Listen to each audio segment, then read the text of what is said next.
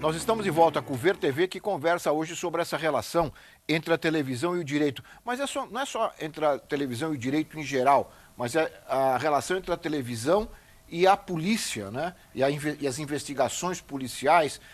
Nós temos um exemplo famoso, aquele caso da jovem Eloá, que foi morta, né, pelo seu namorado, em que houve uma interferência direta da televisão quando o crime estava em andamento. Acho que é um caso sui generis no mundo, né, em que uma empresa comercial interfere numa ação que, teoricamente, deveria estar sendo controlada pelo Estado. Nós temos um trecho dessa interferência, nós vamos colocar aqui para lembrar o telespectador e lembrar vocês.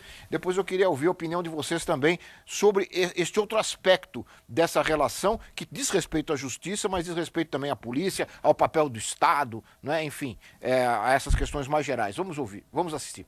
Tá tudo bem aí? Bem, Ô Lindenberg, somos um amigo da família, a gente queria saber se tá tudo bem, só isso. bem, Lindenberg, é Luiz Guerra, tudo bem? Somos conhecidos Luiz Guerra. Sou da Sônia Abrão, repórter da Sônia Abrão, a gente só tá em nome da sua família, porque sua mãe está desesperada, a gente quer saber se tá tudo bem, só isso. Você é repórter? Isso, filho, a gente tá querendo saber se tá tudo bem com você, nossa preocupação é com você. É da onde? Da Sônia Abrão? Isso, da Rede TV. Tá tudo bem com você, filho? Tá tudo bem, peixe. É o do Luiz Guerra, como que você conseguiu o telefone daqui? Filho, depois a gente conversa isso, o importante é que a gente quer passar tranquilidade pra você. Tô perguntando, você vai me responder o que eu tô perguntando primeiro, por favor, tipo, não deixa nervoso não. Não, você não fica nervoso, a gente conseguiu o telefone através da nossa produção. Bravo, com quem você conseguiu, eu só quero saber, entende? A gente conseguiu com alguns parentes seus mesmo, tá? Exatamente. Tranquilo, velho? Lindenberg, Se você é repórter mesmo e fala que eu queria ver ao vivo pra ver se você tá falando do mesmo, é realmente o Luiz Guerra. meu nome é Luiz Guerra, sou do programa Tarde é Sua, da Sônia Abrão. Você pode ligar a televisão à tarde e você vai ver sua gravação. As coisas tudo acontecer normalmente, o policial não fazer o que ele fez, né? O que eles fizeram? Eu falei pra ninguém subir, ele subiu e pegou a companhia, ela tava dormindo, eu tomei uns sustos, quase atirei nela. Lindenberg, por que você chegou a efetuar aqueles disparos ali ontem? Aonde? Pro chão, ali, pra baixo? Foi no chão não, mano. Só foi pra todo mundo ficar ciente que eu tô com o saco cheio de bala aqui, se aproximar eu vou atirar, mano. Entendi. Entendeu? Entendi. Agora, Não, mano. O policial tentou chegar perto. Olha, gente, as últimas informações que nós estamos recebendo agora é que ele está prestes a se entregar ao Lindenberg, ele já fez contato novamente, disse que vai se entregar, vai libertar as meninas, mas ele quer as câmeras de televisão, né, de todas as emissoras para registrarem esse momento e para ele se sentir seguro de que nada de mal vai acontecer para ele. Então ele retomou essa história e nos próximos minutos, momentos, parece que ele vai se entregar. Ele só quer a presença maciça da imprensa, principalmente das emissoras de televisão, porque ele quer tudo registrado. Bom, eu não sei que tipo de... Eu acho que há uma série de questões que podem ser levantadas a partir de um fato como esse, né? Por exemplo, a questão da televisão, por exemplo, a interferência na ação do Estado, como eu tinha dito, e a conversa entre o jornalista e o sequestrador num momento tenso, em que quem devia estar conversando era um negociador da polícia, né, com experiência no caso desses. Existe toda uma... Dentro da criminologia crítica, a gente discute muito a questão das agências do sistema penal. As agências do sistema penal são o legislativo, que produz a lei penal, a polícia, o judiciário, que na verdade atuam daí na criminalização secundária, ou seja, executando de fato aquela lei que foi produzida pelo legislativo. E existe um autor, na verdade, um ministro da Suprema Corte Argentina, Eugênio Raul Zaffaroni, que diz que a imprensa são o aparelho o aparelho de propaganda do sistema penal. O professor Nilo Batista, do Rio de Janeiro, em um programa Linha Direta que aconteceu, o assassinato a construção de um bandido que seria o grande demônio, enfim, e o acompanhamento dos repórteres do Linha Direta a uma ação policial que acabou levando ao assassinato desses acusados, desses, na verdade, suspeitos. Ele teorizou em cima dessa perspectiva do ministro Zaffaroni, dizendo que hoje a imprensa ela atua como agência executiva do sistema penal, assim como a polícia, junto com a polícia. E não mais apenas como um aparelho de propaganda, construindo o pânico e auxiliando os legisladores no recrudescimento da legislação penal. Então, realmente, isso é extremamente temerário, porque não se trata, veja, a polícia, por mais que nós vejamos vários casos em que há abusos, enfim, a polícia é uma instituição que tem todo um regulamento, que tem todo um controle judicial e tudo mais. Agora, a imprensa não. Então, realmente é algo bastante temerário essa relação. Pois é, e aí há situações, uma bem mais recente agora de um caso na Bahia, de um programa policial, em que um suspeito foi humilhado, né, por parece que era uma repórter, foi humilhado numa delegacia, né, quer dizer, numa dependência do Estado, quer dizer, uma dependência do Estado se torna palco, né, o cenário de programas policiais. Também não é uma promiscuidade aí? Sempre em detrimento do réu, né, dos direitos do réu. Também é muito comum violação de direito de imagem dos réus que são submetidos à força a colocarem a cara para serem fotografadas, para ser filmadas, para ser entrevistado por uma repórter sem a vontade dele, né, contra a vontade dele. Pois é. E ai dele se não der entrevista, né? Agora, se é uma pessoa de classe média ou mais rica, ela pode entrar com processo, por questão do direito de imagem. Essas pessoas são colocadas no ar, o rosto delas, você acabou de dizer, não é? É mostrado e fica por isso mesmo, né? Numa consequência. Na maioria dos casos fica impune, não há uma reação a essa invasão. Agora, não é por falta de instrumentos para que seja feito. Né? Mesmo para pessoas mais pobres, tem a defensoria aí que poderia agir. Por isso que eu acho que a regulamentação, o que a gente tem, os instrumentos que a gente tem hoje já são suficientes para coibir situações como essas. Mas não são usados? Não são usados. Eu acredito que essa questão da seletividade ela é fundamental quando nós queremos discutir mídia e sistema penal. Que seletividade é essa? O próprio sistema penal ele é montado de tal maneira que existem grupos sociais que são mais perseguidos do que outros.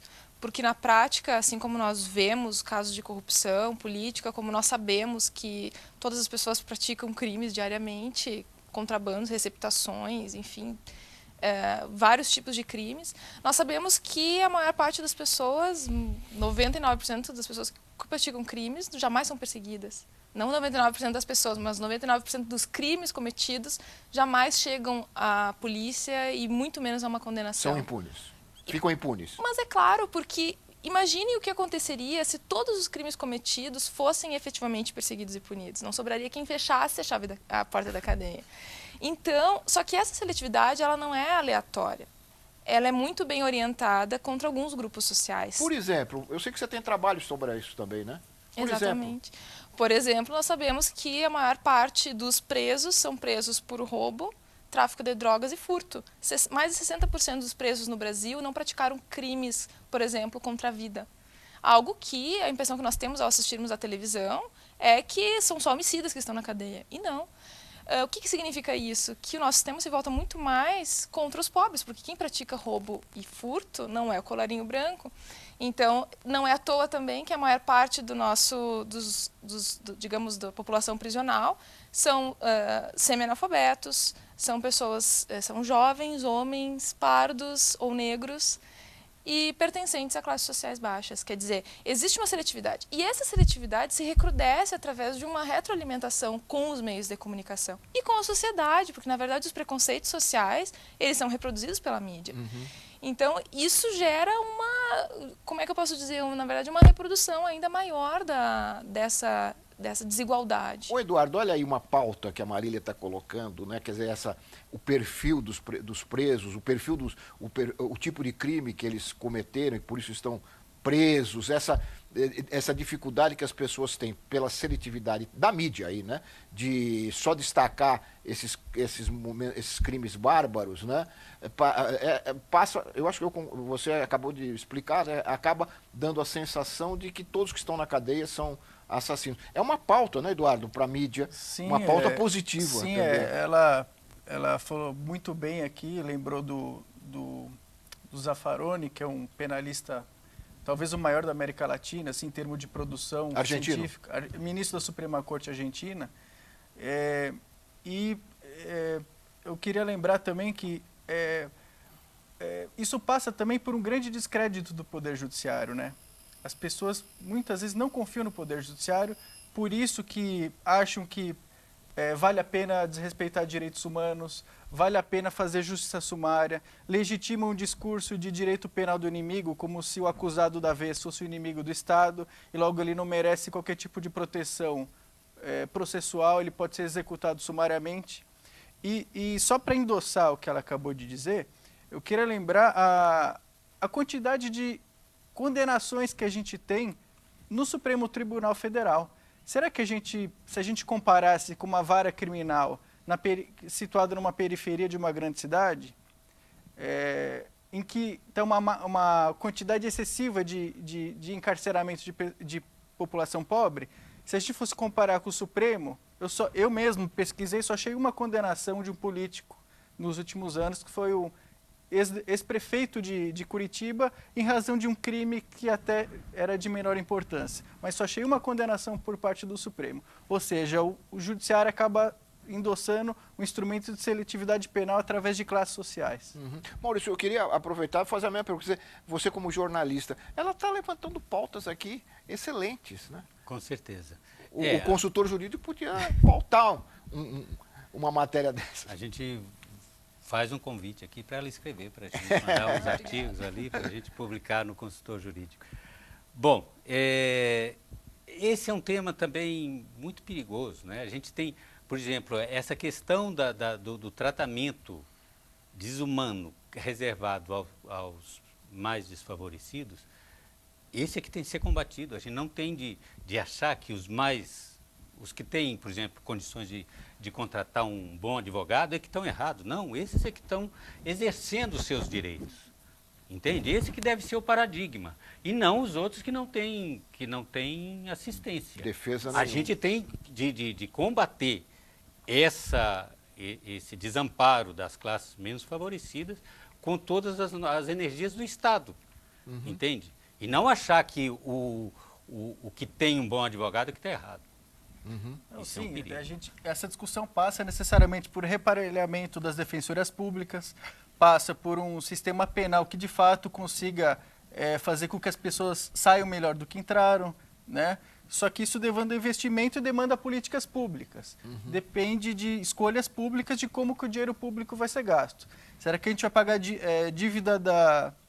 juro da dívida pública, ou será que a gente vai investir em educação, saúde e vai ter um sistema carcerário mais decente, mais humano?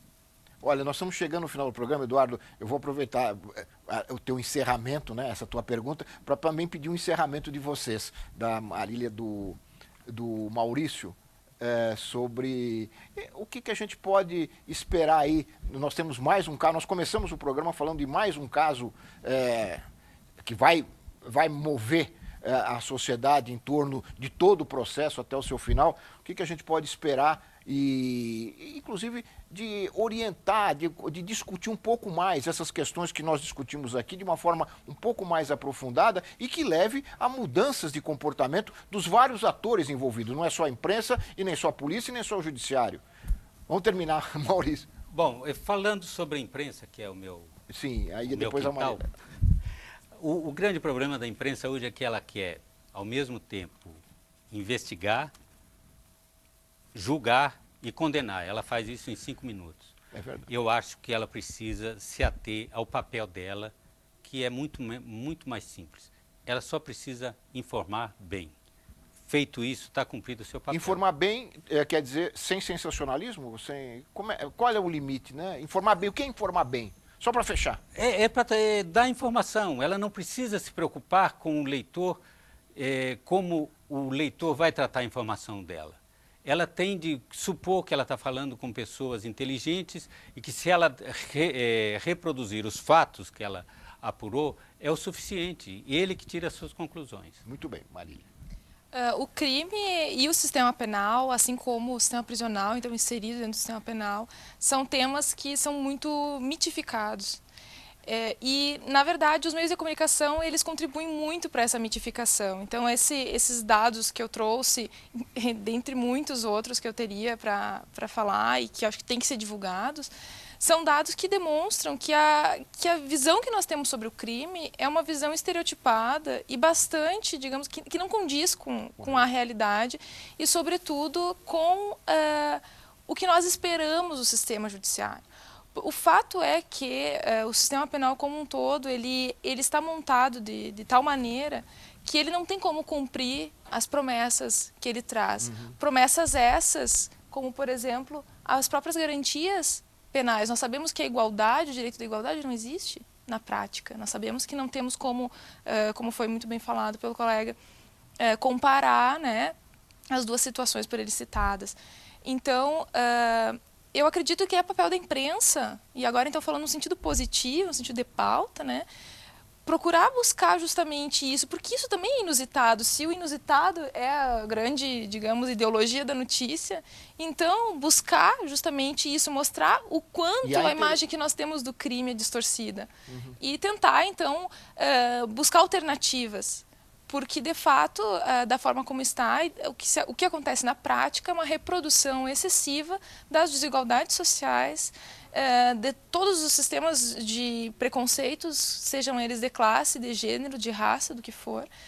E acredito que seja o papel da imprensa em um sistema democrático atuar nesse sentido, em prol dos direitos humanos. Espero que isso aconteça.